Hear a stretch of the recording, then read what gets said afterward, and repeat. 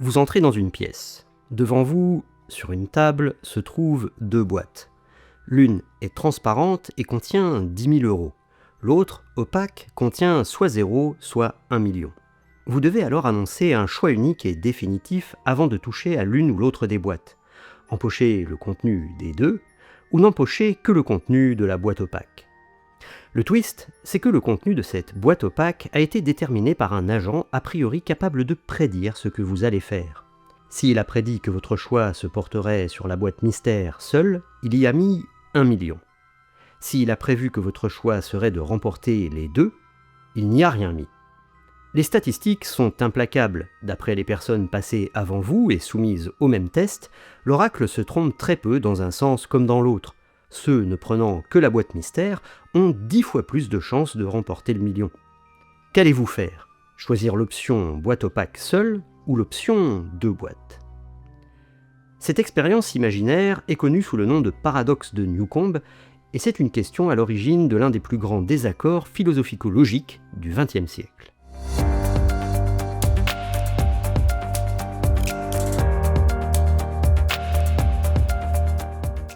On va donc parler aujourd'hui de ce classique qu'est le paradoxe de Newcomb, mais comme les vidéos YouTube à ce sujet sont déjà très nombreuses, on ne va pas refaire ici le tour habituel de tous les arguments classiques, l'idée est plutôt de sauter assez vite vers des arguments moins courants et quelques variations autour de la question. Si le problème est nouveau pour vous et que vous désirez d'abord vous familiariser avec, je vous conseille la série de Monsieur Phi à ce sujet, où à minima vous repassez l'introduction de cette vidéo. Une petite précision utile pour ceux qui découvriraient le problème via cette introduction, l'intention n'est pas de vous faire faire un calcul de risque ou d'utilité. On ne demande pas, par exemple, s'il vaut mieux garantir 10 000 € en prenant les deux boîtes que risquer de ne rien avoir en ne prenant que la boîte opaque. Tel que le problème est généralement posé, on pourrait même réduire significativement les 10 000 € sans changer le problème. La question est plutôt quel choix est rationnel quand le contenu de la boîte opaque a déjà été fixé par une prédiction très fiable de ce que vous allez faire. Avant d'aborder nos variations sur la question, on va tenter de résumer dans les grandes lignes les deux camps qui s'affrontent, souvent désignés sous le nom de one boxer et two boxer pour respectivement ceux qui concluent qu'il faut prendre uniquement la boîte opaque ou les deux. Commençons par le camp des two boxers, qu'on pourrait qualifier du camp de la logique prograde ou de la théorie causale de la décision. Pour eux, une fois qu'on entre dans la salle, au moment de leur choix, le contenu des boîtes est déjà fixé par une action antérieure de l'oracle. Dans un tel contexte, prendre deux boîtes rapporte toujours strictement plus que n'en prendre qu'une, quel que soit le contenu de la boîte opaque. Ils ne voient donc aucun intérêt à se priver de l'autre boîte et choisissent donc d'ouvrir les deux. L'autre camp, les one-boxers, pourrait se qualifier du camp de la logique rétrograde ou de la théorie évidentielle de la décision. Ils se fient aux statistiques des gens passés avant eux et soumis au même test. Ces statistiques sont sans appel. Ceux qui n'ont pris que la boîte opaque ont 10 fois plus de chances de remporter le million que ceux qui prennent les deux. On peut presque oublier la description du dispositif et n'utiliser que l'observation que prendre la boîte opaque seule rapporte davantage en pratique. Ils choisissent donc de n'ouvrir que cette boîte opaque. Il y a bien sûr de multiples subtilités et variations argumentatives dans chacun des deux camps, mais cette division capture bien l'essence du conflit, entre ceux qui partent de la description du protocole pour conclure, et ceux qui partent des statistiques pour conclure. Un des éléments qui ressort souvent à propos de ce paradoxe, c'est qu'en fonction des personnes, beaucoup d'éléments implicites de l'énoncé sont compris différemment. Notamment, lorsqu'on dit que l'oracle peut prédire ce qui va se passer, cette capacité peut être comprise dans un sens plus ou moins fort, et il peut y avoir désaccord sur la réponse à donner non pas suite à une différence de raisonnement, mais parce que chacun ne répond pas vraiment à la même question. Et pour tenter de resserrer l'interprétation de l'énoncé, on va voir une première variation de celui-ci qu'on peut appeler Newcomb avec répétition pour de faux. Comme son nom l'indique, dans cette variation, il y aura une phase de test et une phase réelle. Pendant la phase de test, les choses se déroulent ainsi. L'oracle remplit la boîte opaque selon sa logique, et ensuite la seule différence avec l'épreuve habituelle, c'est que vous annoncez juste avant d'entrer dans la salle que vous souhaitez faire un test. Vous acceptez de faire le rituel pour de faux. Une fois dans la salle, vous faites votre choix, puis prenez connaissance du contenu de la boîte mystère, qui sera comme habituellement soit 0, soit 1 million. Lorsque vous faites ce genre de test, vous ne remporterez évidemment pas ces sommes. Mais vous avez le droit de faire ce genre de tentative autant de fois que vous le désirez, avec l'option une boîte ou l'option deux boîtes pour constater ce qui se passe. Vous avez été particulièrement scrupuleux et venez de faire 1000 passages pour de faux. 500 en ouvrant les deux boîtes, 500 en ouvrant uniquement la boîte opaque. Et le tout alterné selon votre envie. Mais attention, c'est toujours vous qui avez effectué ici un choix. Vous n'utilisez pas une source de hasard externe pour choisir. Pas de lancer de pièces, par exemple. À l'issue de cette phase de 1000 tests, il n'y a pas photo. Lorsque vous n'avez pris que la boîte opaque, vous avez virtuellement remporté le million 10 fois plus souvent que lorsque vous avez pris les deux. Vous allez passer à la seconde phase, entrer une dernière et unique fois dans la salle, cette fois-ci pour de vrai, pour remporter ce que vous trouverez dans la ou les boîtes que vous choisirez d'ouvrir. Dans un tel contexte, qu'allez-vous faire ? Cette variation fait plusieurs choses intéressantes. Elle élimine deux doutes, celui que les statistiques passées s'appliquent au futur et celui que les statistiques faites sur d'autres personnes s'appliquent à vous. Elle donne aussi une vue partielle presque contrefactuelle, ce qui se passerait si vous aviez fait un autre choix. Alors ce n'est pas vraiment contrefactuel puisque chaque essai est indépendant, mais vous avez au moins pu tester l'oracle avec vous-même et selon les deux choix possibles de nombreuses fois. Un autre point intéressant, c'est qu'on se trouve presque dans une configuration d'expérience scientifique. En science, lorsqu'on veut démontrer l'existence d'un phénomène, on va généralement randomiser, c'est-à-dire tirer au sort les choix et constater ce qui se passe dans un cas et dans l'autre. La seule différence avec un cadre rigoureux, c'est que c'est vous qui êtes la source de hasard. Ce sont vos envies, vos raisonnements à chaque essai qui ont établi quoi faire dans chacun d'entre eux, soit ouvrir la boîte opaque, soit ouvrir les deux. En dehors de cette différence sur la source de randomisation, on se rapproche fortement d'un protocole expérimental scientifique classique. On compare de nombreuses occurrences des deux choix et on regarde lequel est associé au meilleur résultat. Et on peut faire ceci sans s'intéresser au mécanisme du phénomène, juste dans le but de révéler son existence. La méthode scientifique utilise donc par nature ici la théorie de la décision évidentielle, elle constate les statistiques, déduit ce qu'il faut faire et conclut plutôt en faveur du camp des one-boxers. Vous l'aurez compris, je suis moi-même one-boxer, je fais confiance à l'oracle et je ne prends donc que la boîte opaque. On pourrait objecter que cette variation avec répétition est déjà éloignée de la question initiale, mais justement, si vous êtes initialement tout boxeur, face à cette variation, vous n'avez que très peu de choix. Soit dire que vous seriez dans un tel cas one boxer, et donc on identifie que le désaccord n'est pas un désaccord de raisonnement, mais un désaccord sur l'interprétation des capacités de l'oracle dans l'énoncé original, soit rester tout boxeur et on peut donc se concentrer sur une version plus forte et plus précise de l'énoncé pour identifier le désaccord de raisonnement, soit conclure que cette variation ne peut pas exister, qu'il est impossible de se trouver devant un oracle réalisant de telles statistiques, ce qui est un autre type de désaccord d'interprétation et non de raisonnement. On peut d'ailleurs faire une variation illustrant l'inverse, le cas d'un oracle faible. Dans cette variation, on sait que l'oracle, pour établir sa prédiction, ne se base que sur une sorte de CV étendu vous concernant, des informations très statiques comme votre âge et votre profession.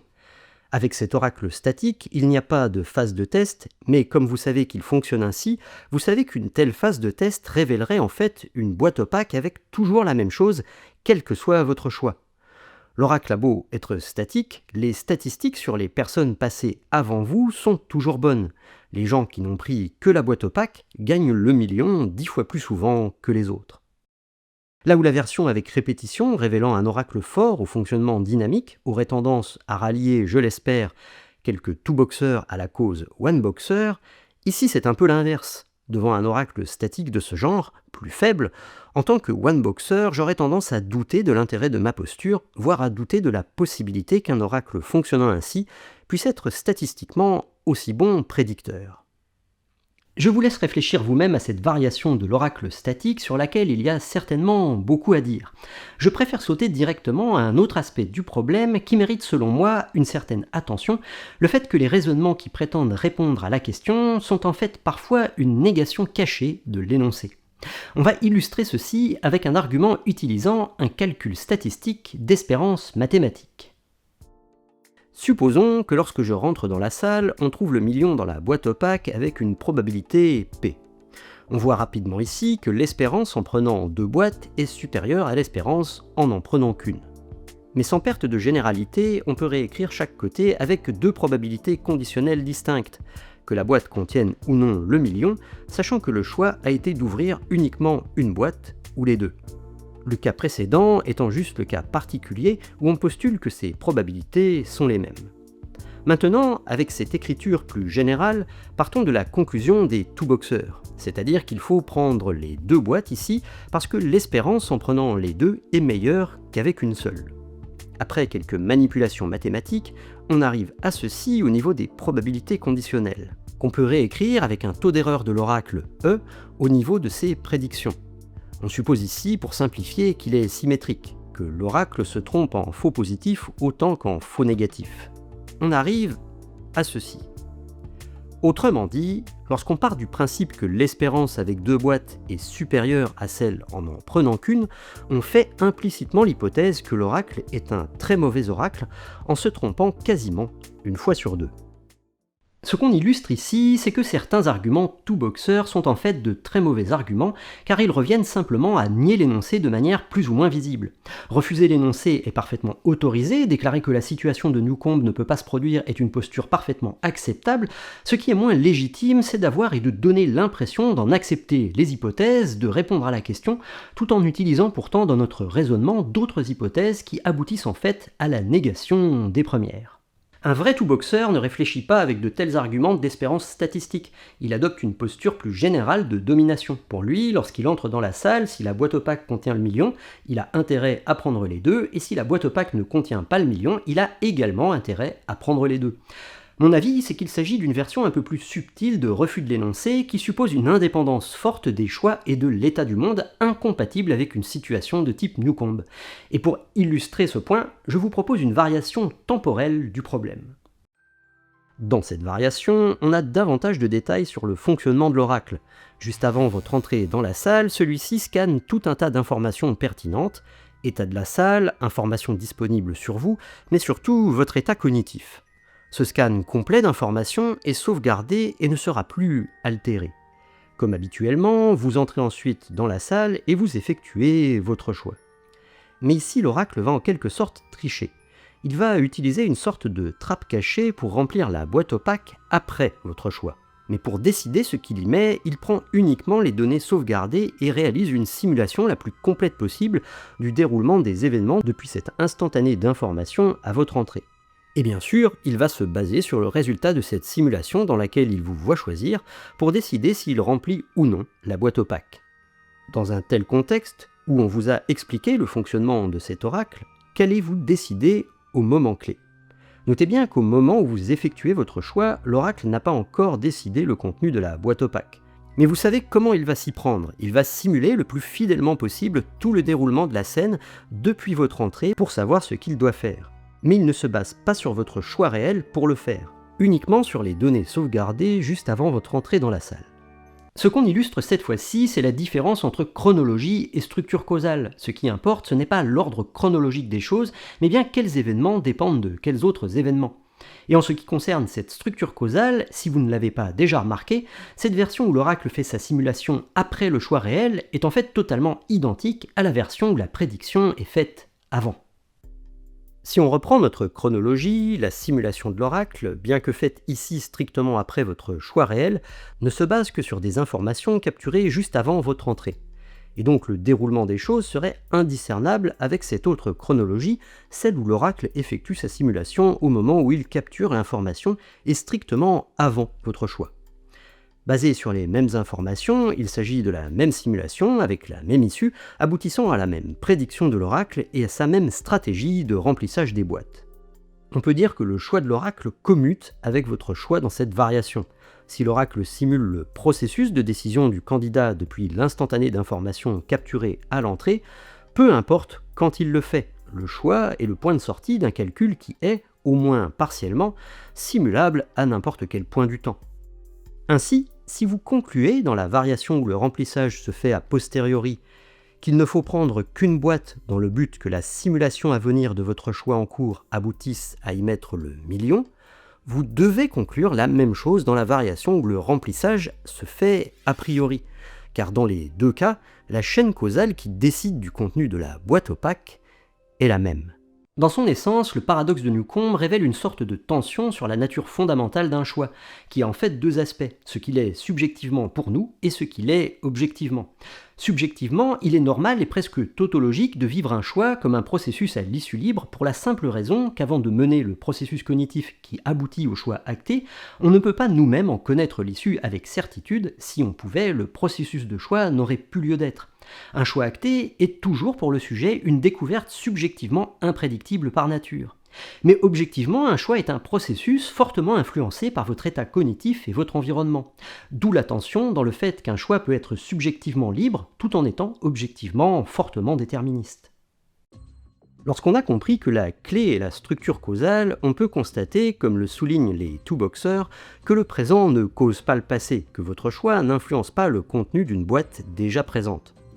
Cependant, le lien causal qui est oublié, c'est le lien dans l'autre sens. Le contexte global, c'est-à-dire votre état cognitif, ce qu'on peut savoir sur vous et l'environnement, influence dans le sens causal deux choses.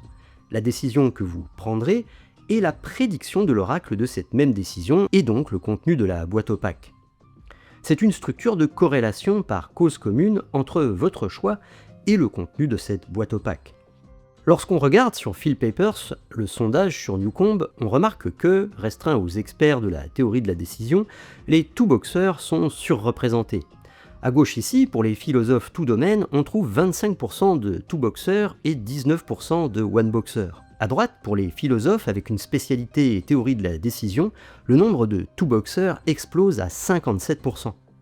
Mon avis est que cela vient en partie d'une habitude théorique, traiter les décisions comme des injections libres d'informations dans l'univers, comme si elles étaient interventionnellement indépendantes de l'état du monde. Mais c'est précisément ce que la structure causale de Newcomb remet en cause.